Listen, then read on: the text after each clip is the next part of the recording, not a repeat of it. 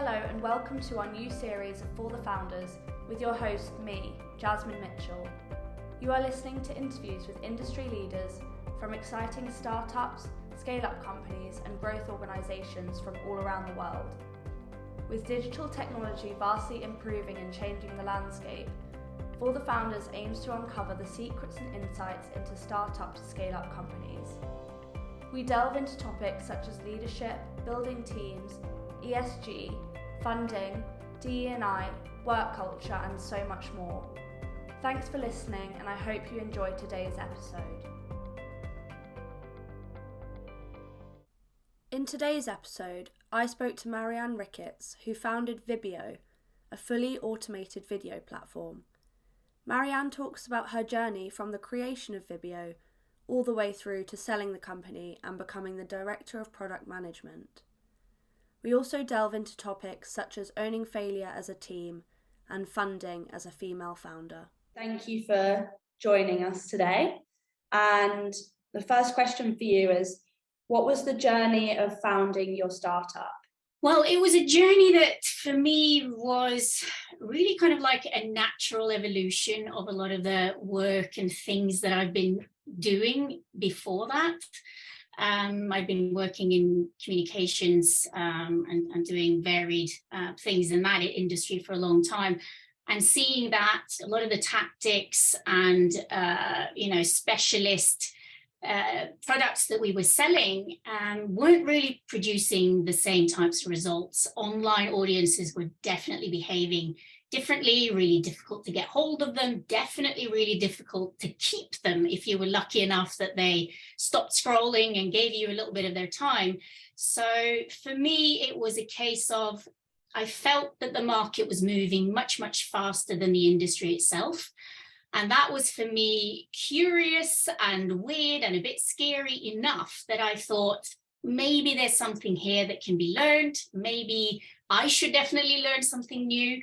And that was really how it started. And it was very much a typical type of really early thought process of, there is definitely a problem here. I do think I can figure out maybe a way that I can come up with some form of solution.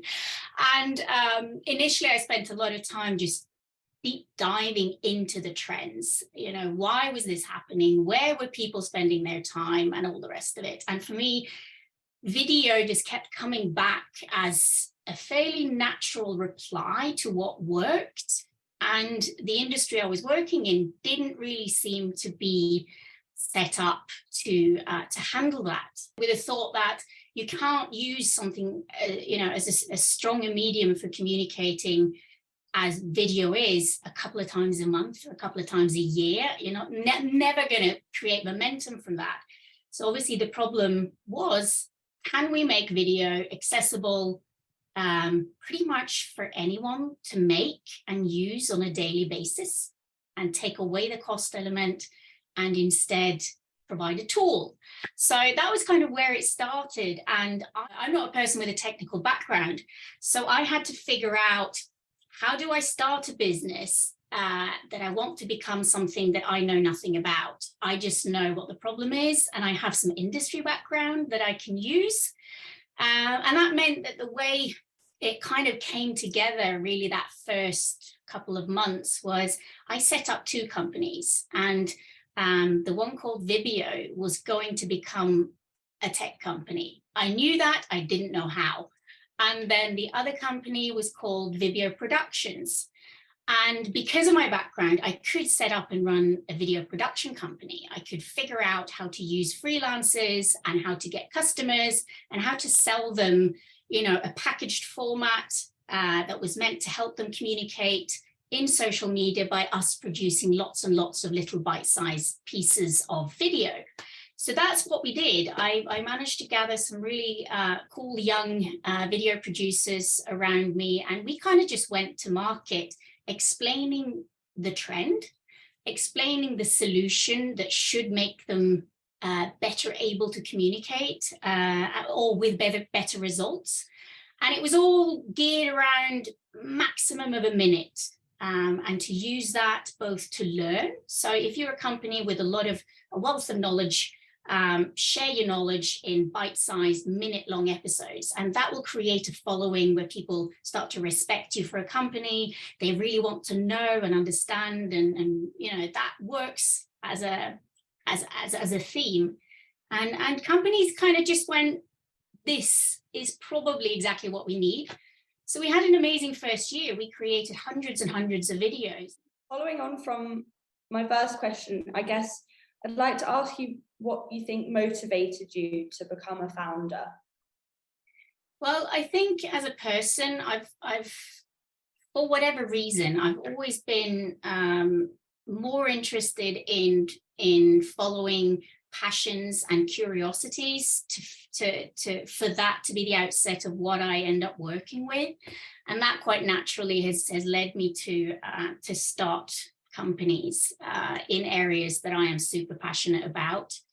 So I come from a winter sports background, so I've started winter sports and travel companies, and I'm a designer, so I've run design companies, and then, you know, changing markets also quite often open up new opportunities. So I think for me, it's a little bit, I don't know why I'm like that, because nobody in my family are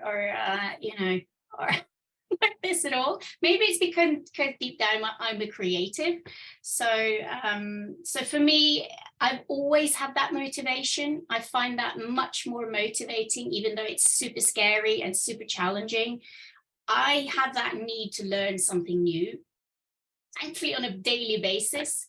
So that it's that motivation of finding a problem and being curious about something that I either don't know or don't understand, and I would like to know and understand. So you know, yeah, my motivations are quite broad, but also I don't really know how to be any different. I couldn't just have a normal 9 to 5, I think, or I would if I had to, but it's not something that I would find motivating. So I'm much more on that other side where, problems and interesting areas, you know, on subjects that I'm passionate about, that is massively motivating to me. What was the original vision for Vibbio, and has that changed throughout the process?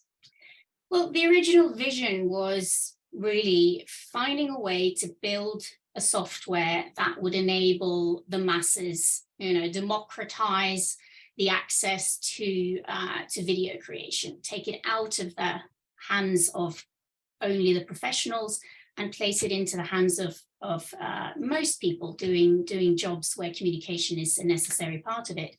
And that, you know, even though that was quite a lofty, not very specific idea at the start, we kind of kept that with us. Definitely, we did pivot at different times because we had to specialize the product. It's video or something like communication is like this massive umbrella that, you know, you need to find a niche. Otherwise, you're trying to sell to everyone, which is just not even possible. So we had to, you know, as we went, we started out focusing on the marketers because they were most likely to really feel the problem. And as we went, we saw that through the way that companies were becoming much and much more digital, also organizations were typically having slightly more remote setups with, you know, employees sitting in different areas. So that need for efficient communication that really rings through was becoming just as important internally in companies. So we actually pulled our view much more into that workplace communication space, because learning is such a key thing, and where episodic content can really make it super easy or much more efficient for employees to constantly stay updated, or as they're being onboarded to really get all the important pieces, and they can go back and see it again, and, you know, all those great reasons of why. But yeah, that did definitely change, and we became that kind of like video communication tool for the workplace. That was our kind of place. That also was because the market exploded when it came to video. I mean, when I was thinking about this in 2015, it was a bit of like, yeah, video was starting a little bit more for the consumer, finding little apps and stuff, but it wasn't really entering the business world properly yet. But as the years went on, as we were, you know, rushing around with our build, it really did explode in the market, and a lot of the big players like Vimeo and others started to really gain traction and became the natural go-to for the marketers. So there was also that good reason for us to not try and fight as tiny with the massive boys, but find a niche where we could really specialize the way we built the tool. And that, I think, was a good decision, and was a natural evolution. It's not kind of like a choice that you just go from A to B. It's very much like everything that happens in between, and trying to stay ahead of the pack and trying to just read the signals of the trends at the same time. I had to make some decisions for us, as large as we'd gotten, and through what happened in the pandemic, you were seeing consolidation happening in the market, where platforms who were missing the video creation piece were becoming quite desperate to plug that in so that they could sell fully formed product suites to all these like very hungry, grabby customers that were out there, a bit desperate during the pandemic. So, you know, without expecting it, we were getting a lot of attention from platforms looking for tools like the one we had built. And I think timing wise, it was probably the right time for us to start considering it, just due to everything that was happening in the market at the time. So it took me a long time. It took me 6 months to even start to kind of land that as an opportunity. But we had a lot of very, very interesting dialogues internationally. And at the end of that, we did end up selling Vibbio to an American tech platform. What sort of culture do you think that employees now are looking for? And do you think that differs to startup culture?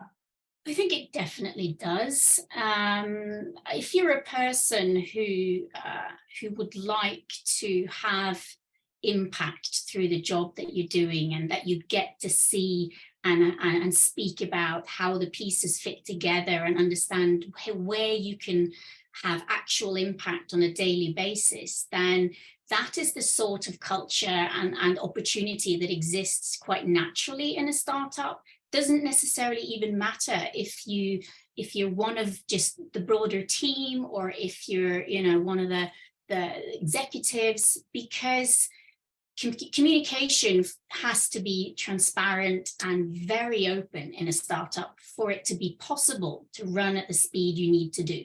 You can't sit and know something behind closed doors and just expect for people to kind of carry on, which means you quite quickly get stuck in a rut. And then you kind of have to, you know, it just has to be open doors, open channels. Every single person has ideas and thoughts on a daily basis that, because they're sat doing crucial stuff, that has to come to the surface, and we need to discuss it. So having, you know, full on like stand-ups with everyone on a daily basis, figuring out what worked today, what didn't work today, what have you had any thoughts, or you know, what did the customer say? All those things in a small team is important for everyone to know. So it can't stay in a silo. It can't wait till next week, you know, all of that. So I think, you know, for corporates and what the team and I, who are now at On24, are experiencing is, you know, quite naturally, the bigger you get, you kind of fall into the silo making, because you have so many people and so many managers and middle layers and all of that. And that means that leg A doesn't necessarily know what leg B is planning on doing, because, you know, they're busy over here. And I fully understand that people who are triggered by having a job to go to, and they might have a really interesting role, but they're quite happy being in a specific area and having that focus, then, you know, massive corporate life is probably a great place to be. If you're anything like your typical startup employee, that isn't what drives you at all. You know, it's the opposite side of it. And you're quite happy to get paid less because you have more flexibility and you have a lot of insight and you can impact things on a daily basis. So yeah, it's very, very different, I would say. So obviously this is probably a big one for you. How has your leadership role changed? Yeah, that is a big one. And it has, and purely because it has changed massively. I mean, there's one thing sitting around your kitchen table, I mean, having hopes and dreams for something fun that you're about to do. And then down the line, having to juggle investors and banks and, you know, several teams and a lot of stuff that way back when, you did not have the ability to kind of view over the horizon and know that you would need to tackle those things. And I guess that's also quite good and refreshing, that even though it's moving super quick, you do it very much with eyes and ears open. So you have to tackle every situation head on. And I think for me, it's been about that learning. And I understand and respect my position in employing people and building and taking people's investment money and all of it. So for me, it's been a journey of like being super willing to learn everything. And that's meant that I've had to get really good at asking questions and seeking out network of people who are that much more educated on these topics than me, that I gather good, solid people around me, like in my board or even just like advisory people. I'm willing to speak to anyone at any level, and certainly just, even obviously within my own company, learn from them and listen to them. And I think that way of, I think everyone saw me as someone who I am always willing to take the fall. Very, very happy to take on the challenge. I would never let anyone feel like they are failing. If anything went wrong, I would own it, or we would own it together. And that felt completely natural to me, as we went on. And I felt like I stood stronger and stronger in myself, because it's a little about just figuring out how to respect people, how to lift people up around you, how to definitely employ people who are smarter than you, and just kind of build that trusting group of, or that kind of trusting environment. So I feel I've learnt more in the 6 years of building Vibbio than I had in the 20 odd years of building other types of companies and doing other things before.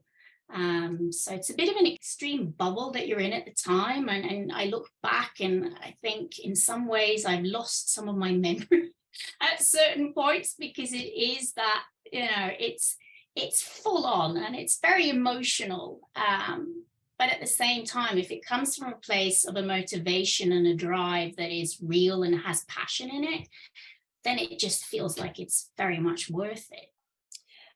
Okay, so you touched upon this earlier and you mentioned the pandemic, obviously, but what challenges have you faced along your journey? If you can maybe think of two major challenges, or two that come to mind. Yeah, I think there's definitely two very, very clear ones. One has to do with what is quite classically a startup problem, and certainly for a tech startup, probably more than any other, is that you have to try and run at a speed that is faster than pretty much anything else going on around you, to stay ahead, to try and win, to fill a gap that you've located. And by doing that, you have to try and guess at the future constantly. So you're trying to guess at what the customer is going to need. You're trying to guess at what the market wants. And you're also trying to guess at what will that mean for the company that I'm in the middle of building? What types of profiles will I need to solve a problem I think I'm going to have?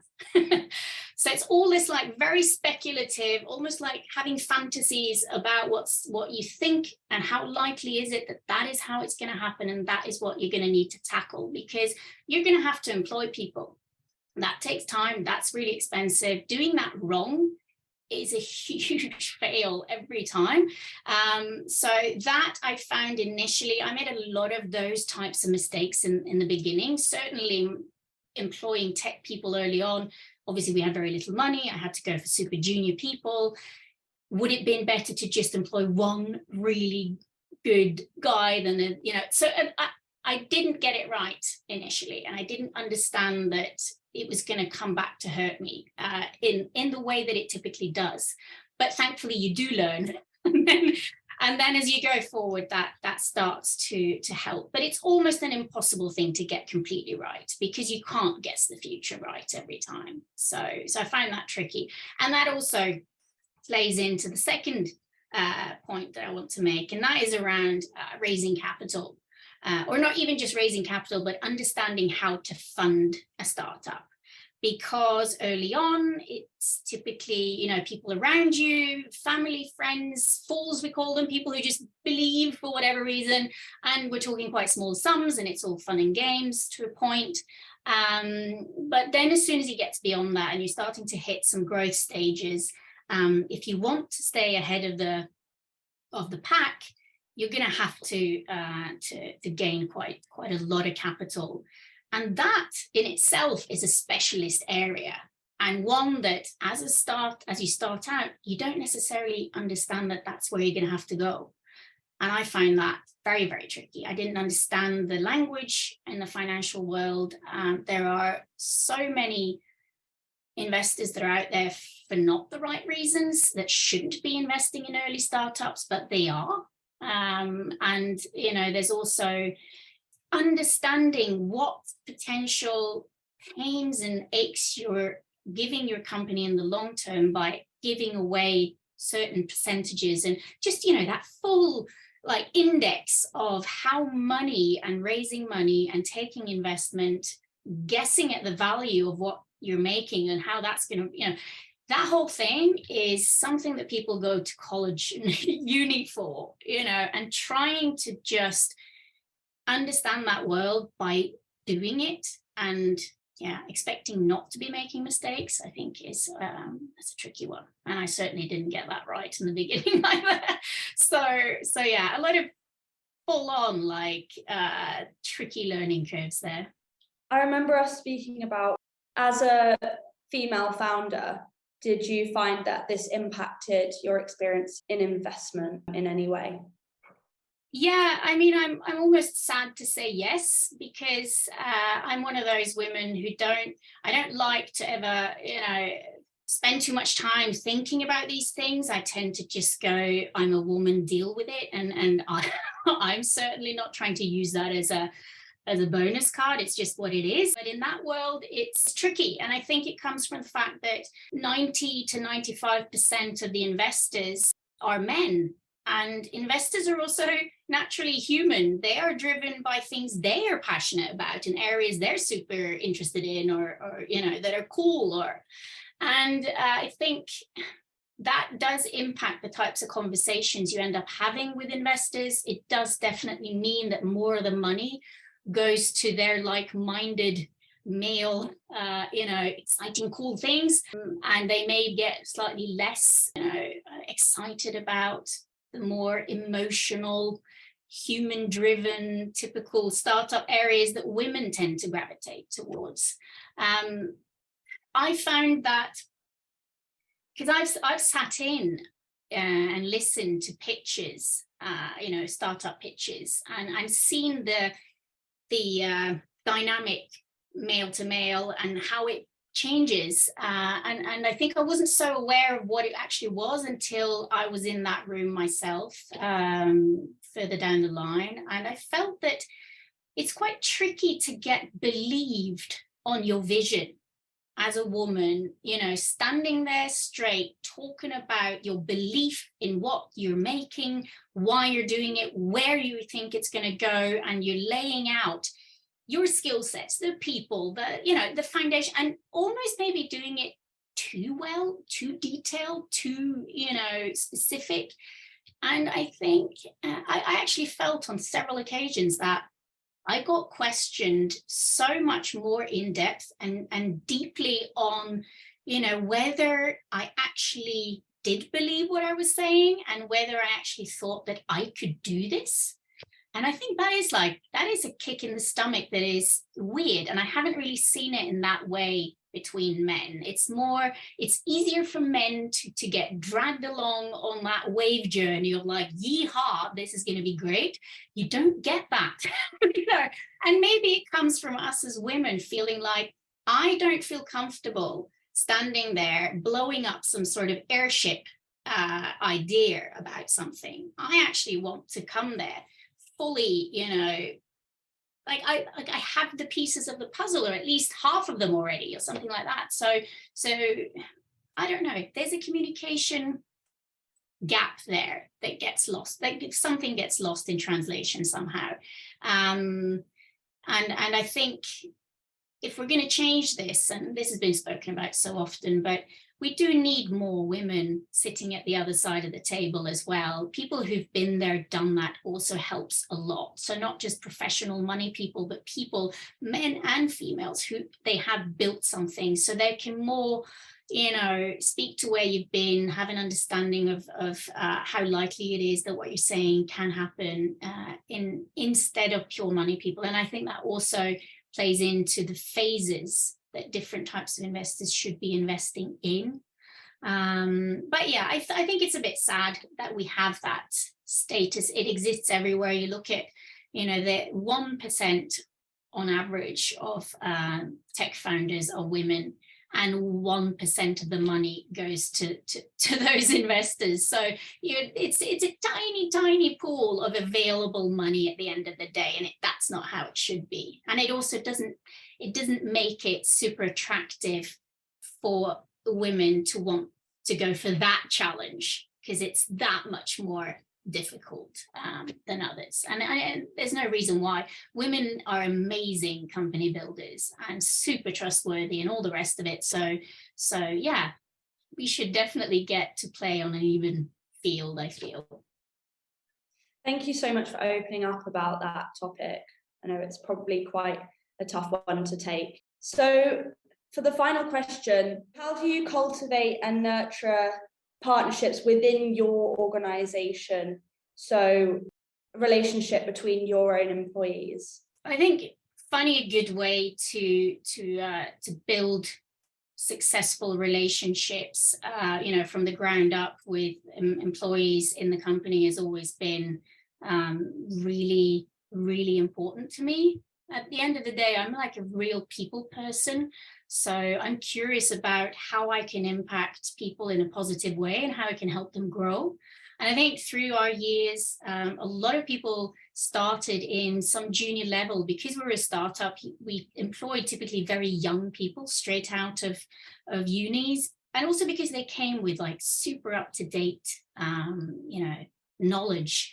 So it was natural, but it became possible for them to climb, to stretch, to have goals within the company and come and talk to me about, their dreams and their wishes. And from that, quite often they would find ways to punch through walls, in a positive way of creating new access to different markets because they were having ideas or having conversations. And the way that, Vibbio life for them became life. It was the same thing because they were flexibly working from wherever, and through just having that access to each other and knowledge about where we wanted to go to, I think they felt that they could make their jobs into their kind of like dream jobs. And a lot of them did significantly build a career for themselves going forward after Vibbio,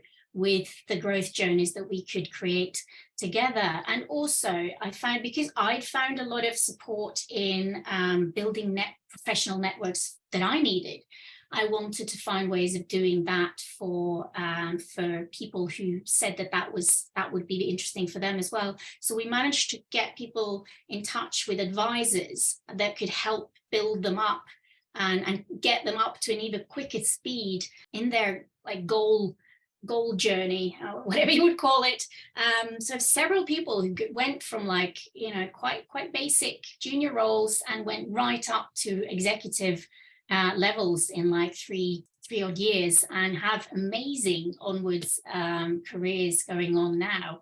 So great, like bouncing through, or it's not as easy as bouncing through, but you're spending quite short time into everything that you do in a startup, which can set you up for something amazing at the other end because you've learned so much. And I think for me, it became a partnership with pretty much everyone. So to wrap up, thank you so much for your time. Do you have any key takeaways you would like to leave, or final thoughts for our listeners? Sure.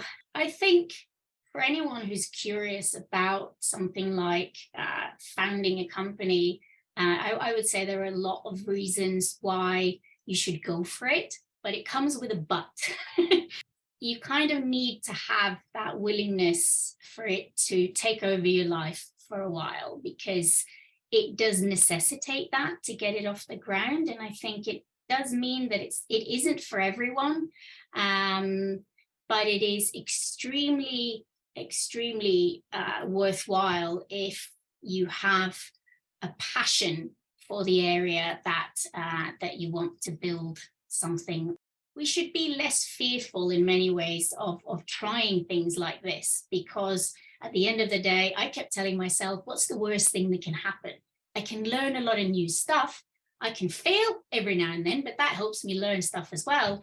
And at the end of the day, we can all go back to finding a job for the next period of time if we have to. More often than not, probably worth it if you have that kind of like passion and drive.